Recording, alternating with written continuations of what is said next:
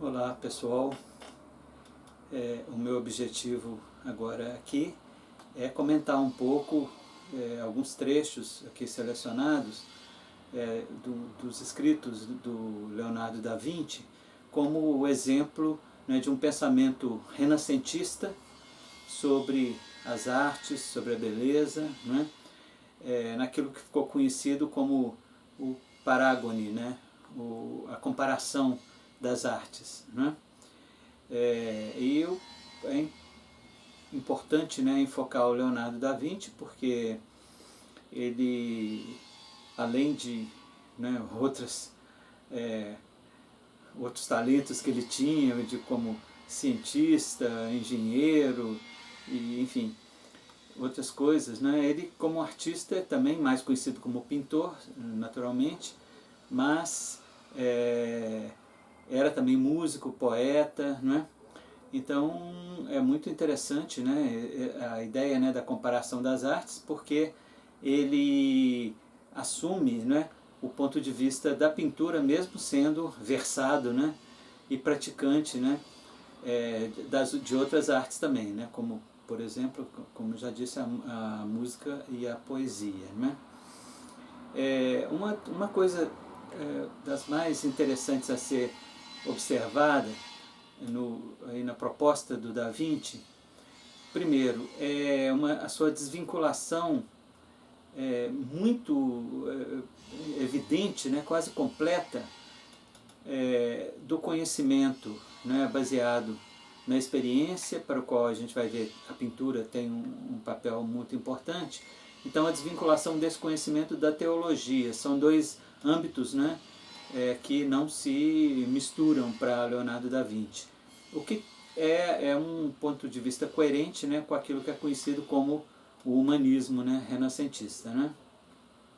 Bom, mas então, de acordo com o diagrama aqui, né, de um lado a gente tem a teologia, que é uma coisa à parte, sobre a qual né, não se vai dizer nada aqui, né?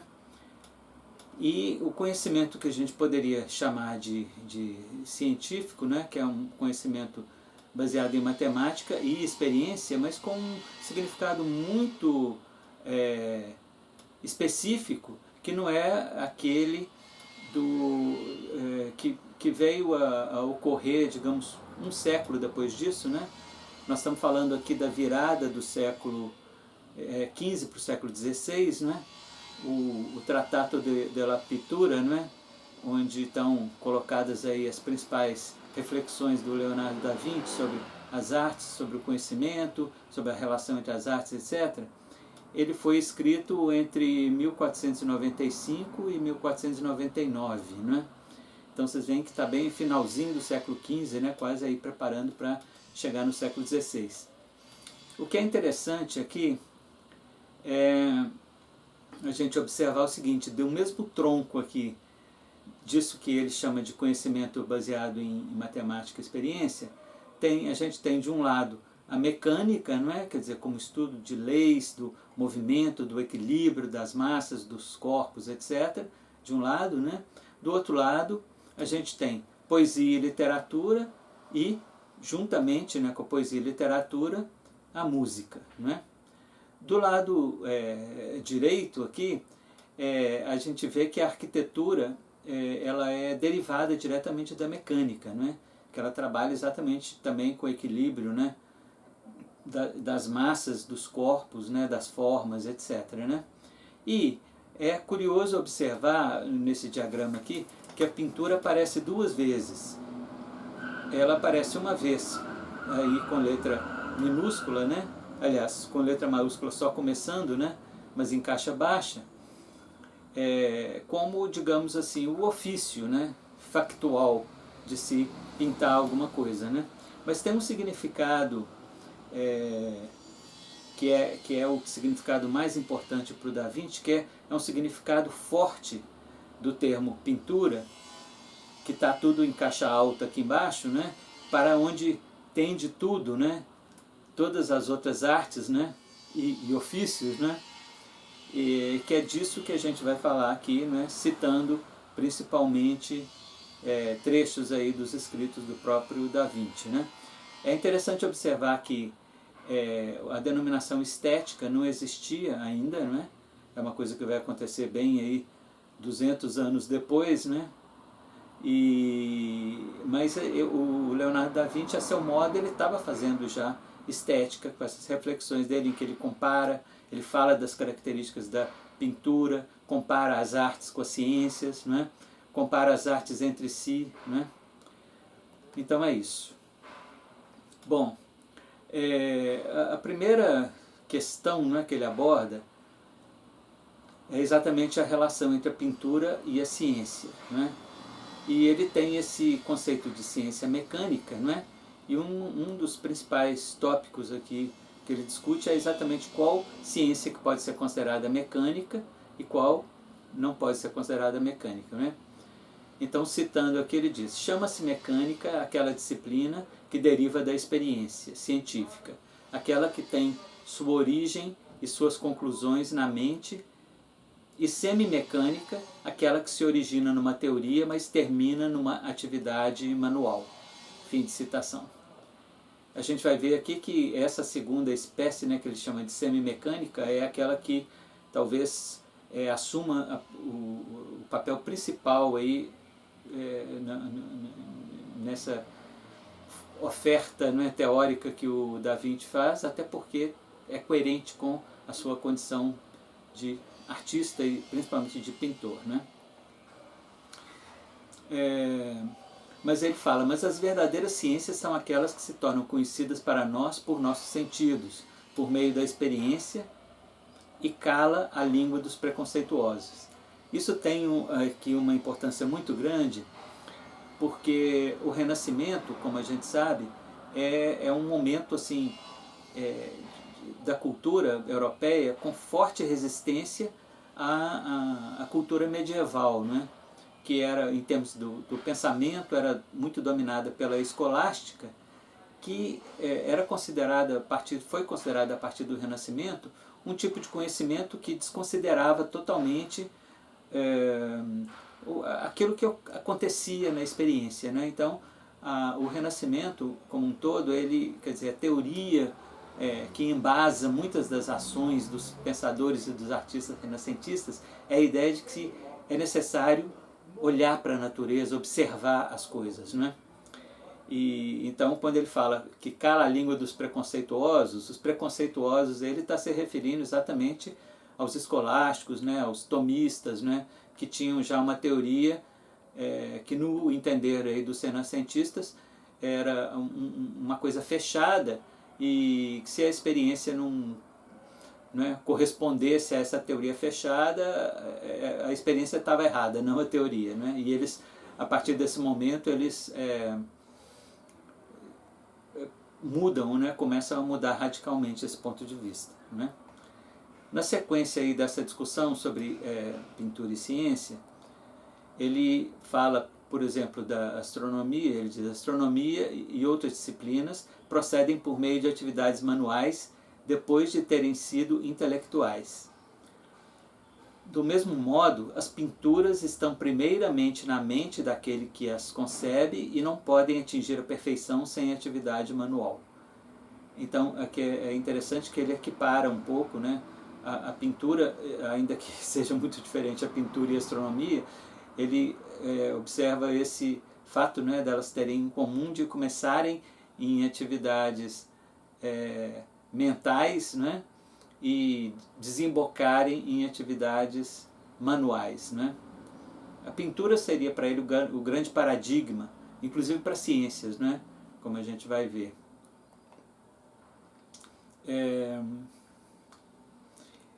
Então ele diz, não é? Se você disser para mim que as ciências não mecânicas são mentais, eu responderia que a pintura é mental e que, como a música e a geometria, que tratam das proporções de quantidades contínuas, e a aritmética das quantidades descontínuas, a pintura lida com todas as quantidades contínuas, com as qualidades de proporções entre sombra e luz, e por meio da perspectiva com a distância. Fim de citação. Aqui é interessante observar que nós estamos caminhando já para a posição que predomina aqui no Trattato della Pittura. Bom, primeiro, a famosa frase, né, do Leonardo da Vinci, né, La pittura è cosa mentale, né, ela se encontra exatamente nessa passagem citada aqui, não é? E ele cita a música, e depois a gente vai ver que depois da pintura, a arte que ele considera mais nobre é a música, e só em terceiro lugar, e olhe lá, vem a poesia. Depois a gente vai ver isso, né? Mas ele encaminha aqui já com essa citação para um posicionamento aqui, né, nesses escritos dele, da pintura como uma espécie de paradigma, não só para todas as artes, mas para ciências, para todo o conhecimento humano, certo? Bom, então uma outra discussão aqui que está contida, implícita aí nos escritos dele, é se a pintura é ou não uma ciência, não é?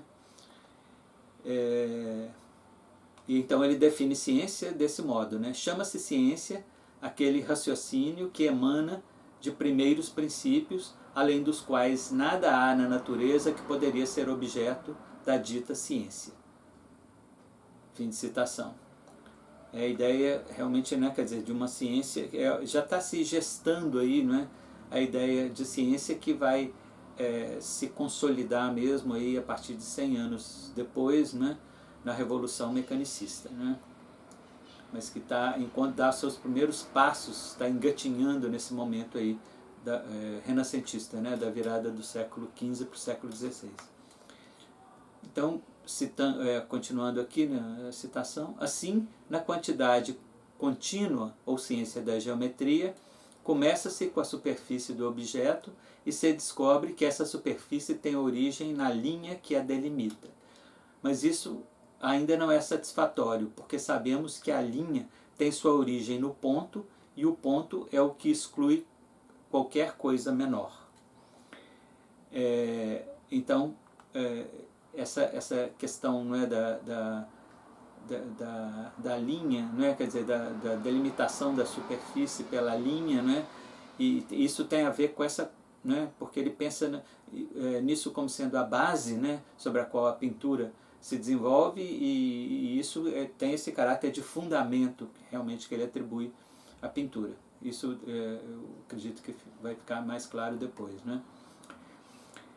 Continuando aqui, ele diz: mas a divina ciência da pintura trata as obras do homem e de Deus de acordo com os limites de suas superfícies, isto é, dos contornos que determinam o volume.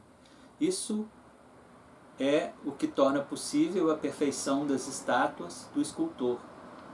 E todo o resto eu acrescento aqui, né? Então aqui a gente já está vendo, né?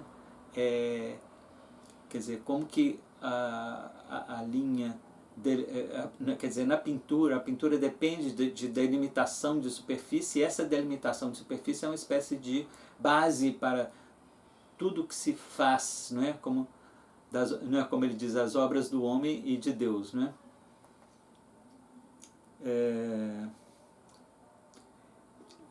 Seguindo aqui a discussão, né? Ele continua aqui, né, com essa, abordando a questão, né, de como a ciência da astronomia advém do olho, sendo mesmo, né, filha do olho, né? Eu vou ler aqui o trechinho citado e depois comentar. Nada há na astronomia que não seja resultado de linhas visíveis e da perspectiva filha da pintura, porque é o pintor que, para os requerimentos de sua arte, criou a perspectiva e não pode praticá-la sem as linhas que contêm todas as diversas formas de corpos criados pela natureza. Sem elas, a arte da geometria seria cega. Fim de citação. Bom, então aqui a gente já começa a perceber, né, o que ele quer dizer com esse caráter fundamental, né, da pintura, né, que a astronomia ela depende, né, ele está falando de uma astronomia empírica, vamos dizer assim, né, e a astronomia trabalha em grande parte com delimitações, né? As delimitações com as quais a astronomia trabalha tem a ver diretamente com essa delimitação de superfícies pelas linhas, né? Que é algo, segundo o Da Vinci, típico da pintura, né? E também a perspectiva para ele é uma coisa muito importante. Ele foi um dos criadores, né? Pelo menos um dos principais praticantes aí da perspectiva moderna, né? Que teve um impulso muito grande na Renascença, né? Bom,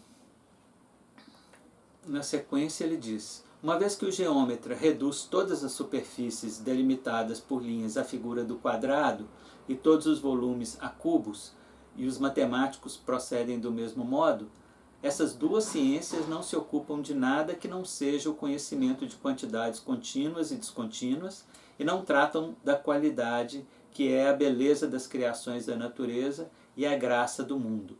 Fim de citação. Aqui é interessante observar que né, os geômetras e os matemáticos, eles procedem, né, eles operam né, um conhecimento, né, que tem a ver com as linhas, as formas, as figuras, os volumes, né, mas não sob o aspecto que é típico das artes em geral, né, que tem a ver exatamente com a beleza, né, das criações da natureza e a graça do mundo. E a gente poderia acrescentar com a beleza também das criações, não só da natureza, mas também dos artistas, né?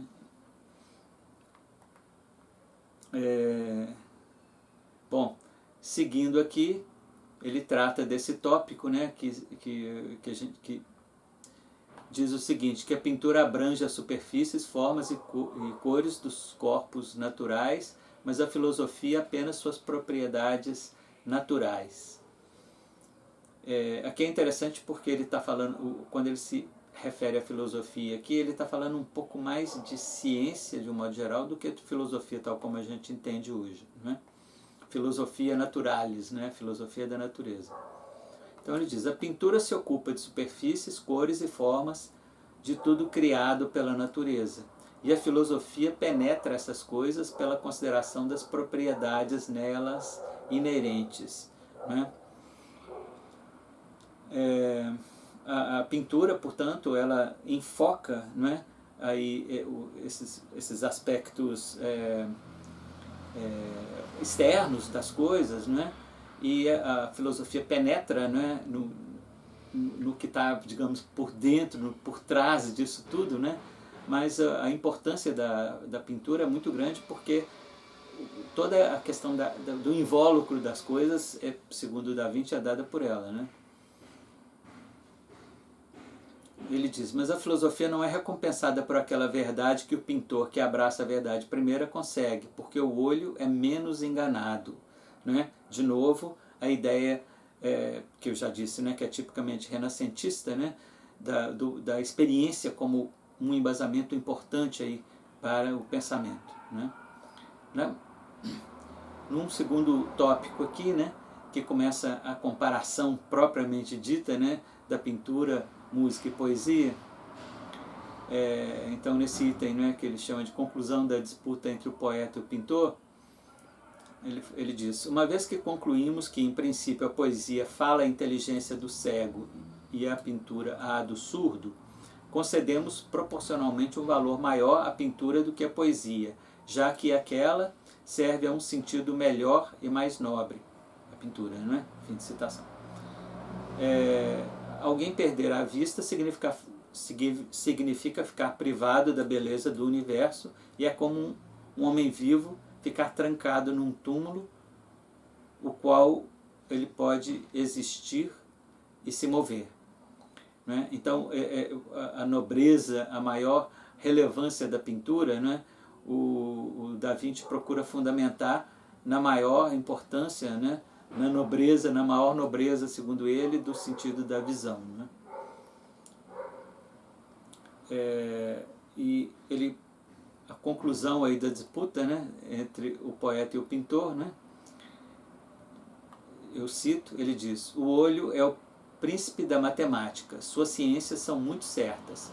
Ele determinou as altitudes e dimensões das estrelas e descobriu os elementos e seus níveis. Ele tornou possível prever eventos futuros a partir do curso dos astros. Ele promoveu a arquitetura, a perspectiva e a divina pintura, né? A pintura para ele, para fim de citação. A pintura para o Da Vinci tem esse aspecto realmente divino, né? E essa questão do olho, né, é um ponto de vista que vai ser superado, né, digamos, a partir da Revolução Mecanicista, né, mais ou menos 100 anos posterior a esse momento aqui, porque o privilégio concedido à matemática seria muito melhor, muito mais importante, né? Bom, então, ele, prosseguindo, ele diz: ele, né, o olho, é a janela do corpo humano por meio da qual a alma observa as belezas do mundo e se regozija nelas, e então aceita a prisão do corpo, que seria de outro modo um lugar de tormento, né? Fim de citação. Então a ideia, né, essa ideia do olho como janela da alma, né? Então ele aproveita essa metáfora para dizer, né, que através do olho a alma aceita a prisão do corpo, né?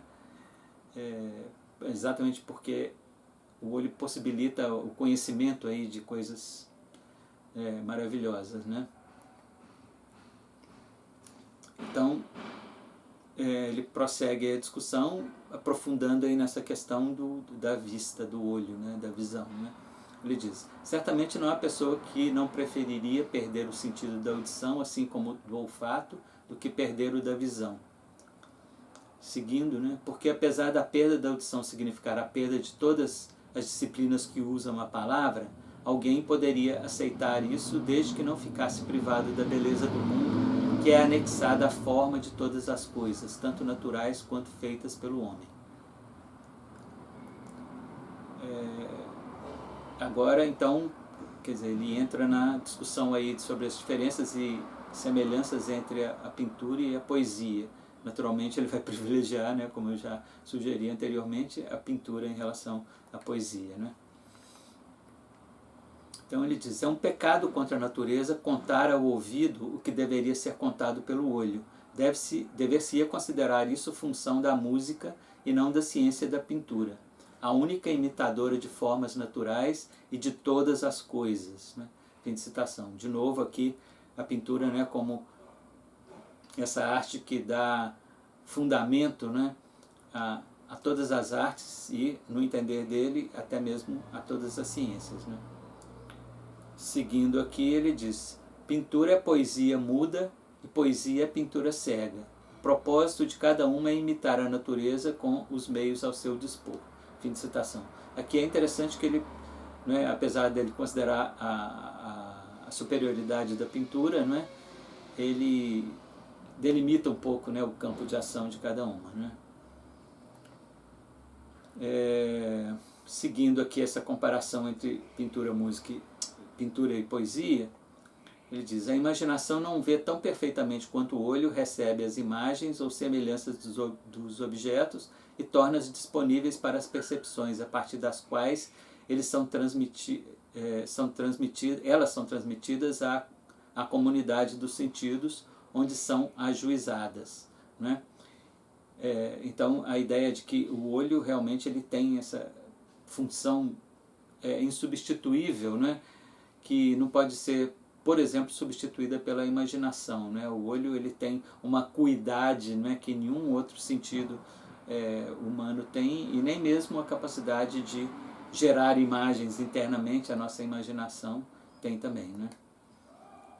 Então, ele diz: a imagem imaginada não pode ir além da comunidade dos sentidos, com exceção de seu entrosamento com a memória, e lá ela para e morre, se a coisa imaginada não é de grande valor. Fim de citação.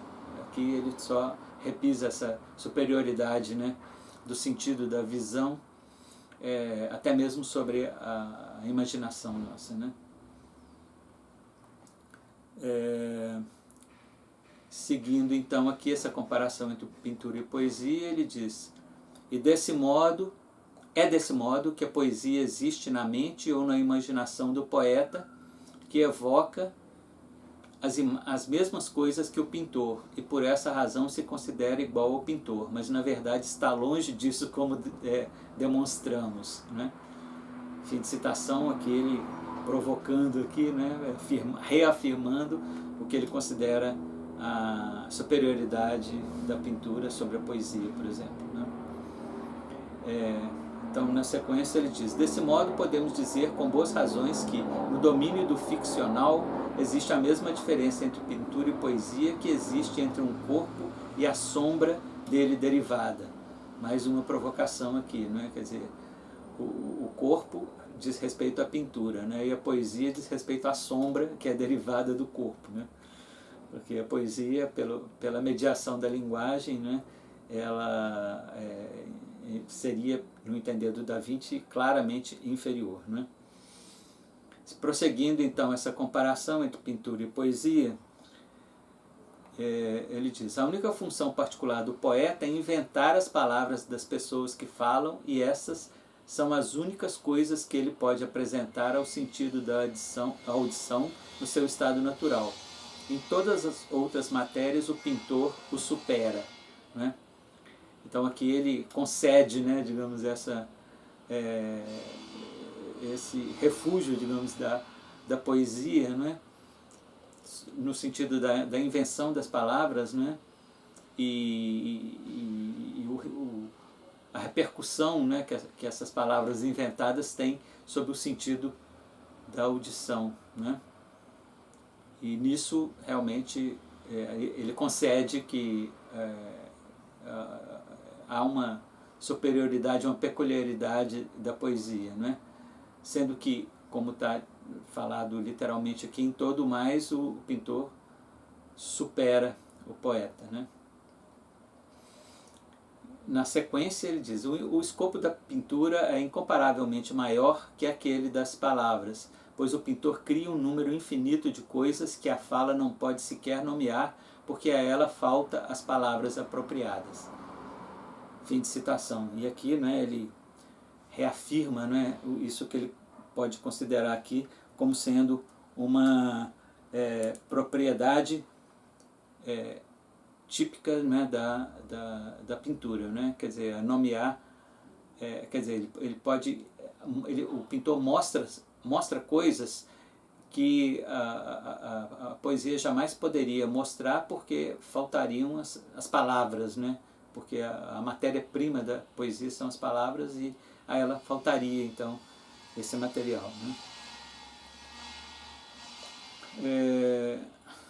Então, concluindo aqui, né, quer dizer, o que ele chama, esse tópico, né, de conclusão da disputa sobre o poeta, o pintor e o músico, a gente vai ver que o Da Vinci, ele concede ao músico uma posição melhor, né, mais qualificada do que ao poeta, mas ainda assim ele afirma a superioridade da pintura também sobre a música, né?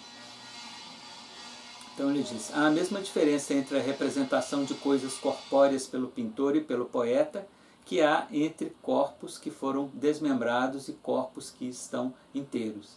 Isso aqui, quer dizer, ainda é dito no sentido de afirmar a superioridade da pintura sobre a poesia, né?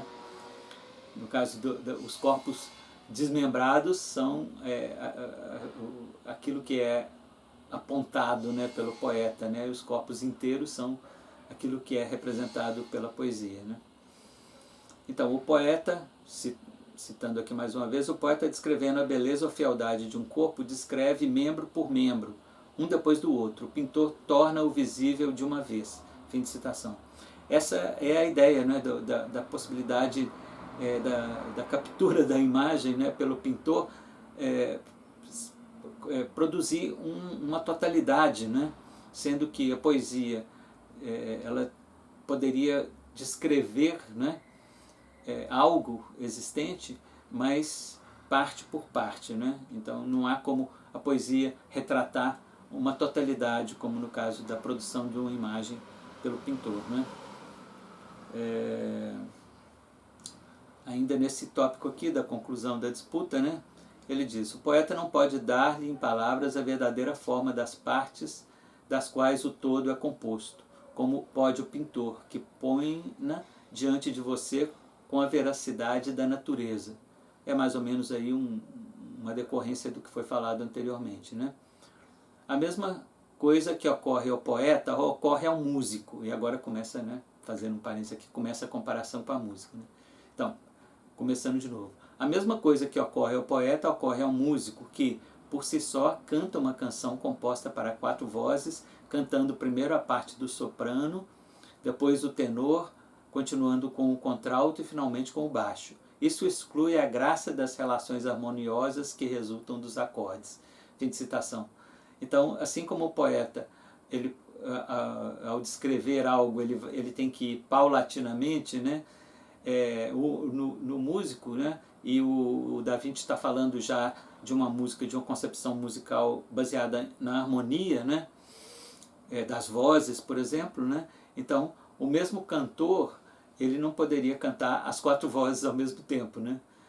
Ou bem ele conseguiria, ele mais outros 3 cantores, ou então ele poderia cantar consecutivamente, né, cada uma das partes, né?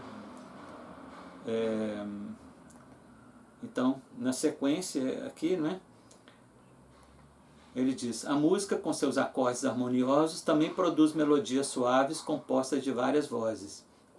A poesia é privada da eficácia da harmonia, embora, como a música, ela atinge o ponto do juízo por meio do sentido da audição. A poesia não pode fornecer a harmonia da música, uma vez que ela não tem o poder de dizer coisas diferentes ao mesmo tempo, como faz a proporção harmoniosa da pintura. E fim de citação. E aqui, quer dizer, o Da Vinci está comparando, né, a pintura e a música pelo aspecto da audição, né? Pelo aspecto da harmonia, que é comum a ambas, né? Só que no caso da música essa harmonia é auditiva, e no caso da pintura é visual, né? Na sequência ele diz: porque essa, né, a proporção harmoniosa da pintura, é composta de diferentes partes ao mesmo tempo, e seu doce acordo é ao mesmo tempo ajuizado tanto como um todo quanto em suas partes, como um todo do ponto de vista da composição, nos detalhes em respeito à intenção das partes que compõem o todo. Fim de citação.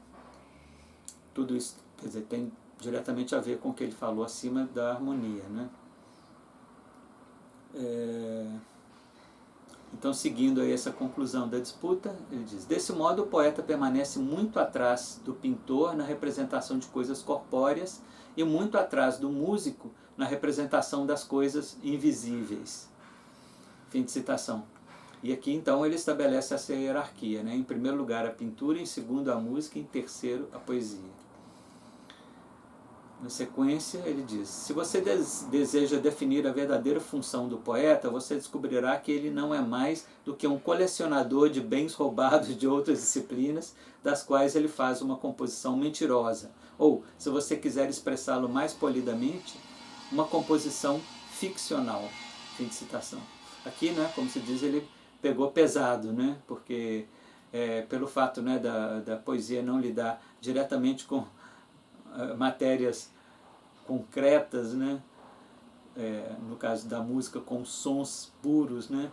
No caso da pintura com as formas, os volumes, etc., né? Então o poeta ele faz um trabalho, digamos, de segunda mão nesse sentido, né?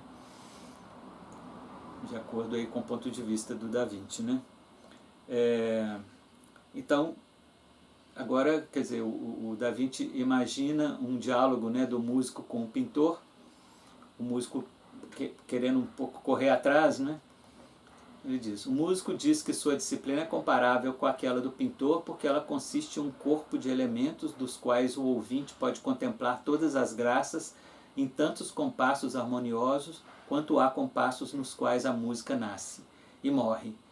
E por esses compassos ela delicia a alma que reside no corpo daquele que a ouve. Fim de citação.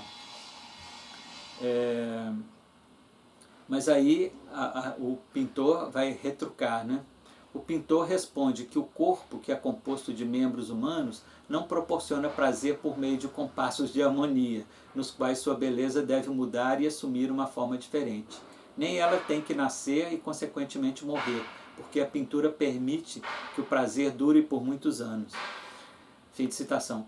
E aqui é interessante nisso, né? Porque ainda que o Da Vinci conceda que a música é superior à poesia no sentido dela lidar com uma matéria palpável, né?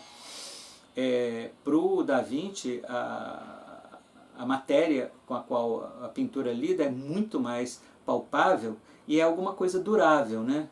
O Da Vinci critica na música o fato, né, da música ser, considerando que não existia na época nenhum mecanismo, digamos, de gravação de sons né, de qualquer espécie, inclusive musicais, né? A música ela só podia ser executada ao vivo. Enquanto ela era executada, ela existia, ela vivia. A hora que terminava a execução, ela morria, né? E a pintura tem esse aspecto de perenidade, né?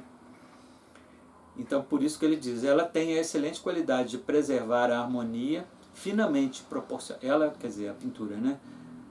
Finamente proporcionada dos elementos quanto à natureza, com toda a sua força, quando a natureza, desculpem, com toda a sua força já não é capaz de fazê-lo. E aqui, né, já encaminhando um pouco para o final, aqui da minha exposição, o Da Vinci fala, né, que como a música poderia ser chamada de irmã mais nova da pintura, né? A música pode apenas ser chamada de irmã mais nova da pintura porque ela é sujeita ao sentido da audição, um sentido inferior ao da visão. Ela compõe a harmonia pela união das partes proporcionais produzidas conjuntamente e obrigadas a nascer e morrer em um ou em um número de acordes harmônicos. Fim de citação. Essa ideia, né, de que a música é sim irmã da pintura, mas é uma irmã mais nova, e ele quer dizer com isso menos importante, né? E até porque o sentido da audição, no entender do Da Vinci, é um sentido inferior ao da visão, né?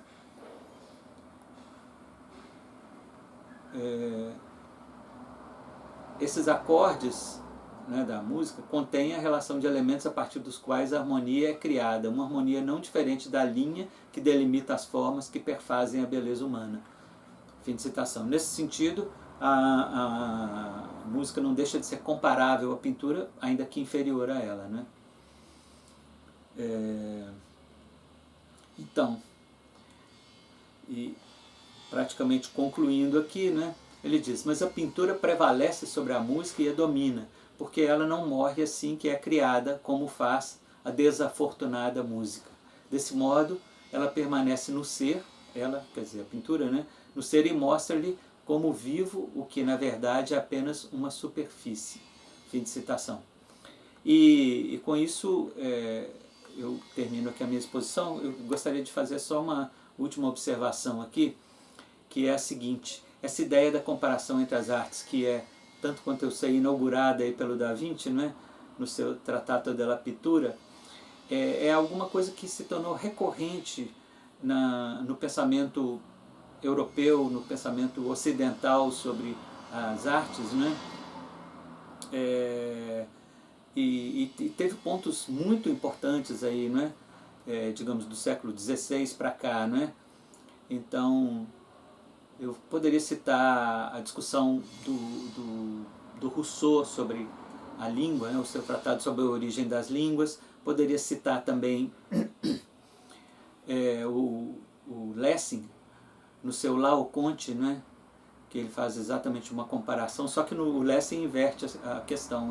O Lessing coloca, é uma espécie de revanche em relação ao Parágone do Da Vinci, porque o Lessing coloca a poesia como claramente superior à pintura, por uma série de razões que eu não poderia entrar aqui sem me alongar demais, né?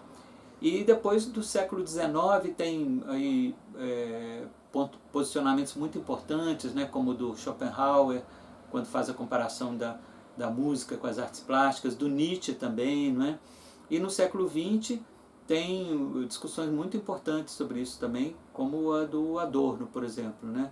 Na discussão que ele faz, o Adorno, pegando uma herança aí schopenhaueriana e nietzschiana, ele faz o elogio da música como talvez a mais importante de todas as artes, né? E invertendo aí um pouco, quer dizer, não é nem o Da Vinci colocando a pintura no topo, nem o Lessing posteriormente colocando a poesia no topo, né? Mas a partir do Rousseau começa essa tradição de atribuir uma superioridade à música, que não é uma coisa tão unânime assim. A gente tem Hegel, por exemplo, que de um modo geral volta a atribuir à poesia, né, uma superioridade, mas enfim, é só para mostrar como que esse ponto de vista do Parágone é importante, né? Eu paro por aqui hoje e deixando meu abraço aí e até uma próxima oportunidade.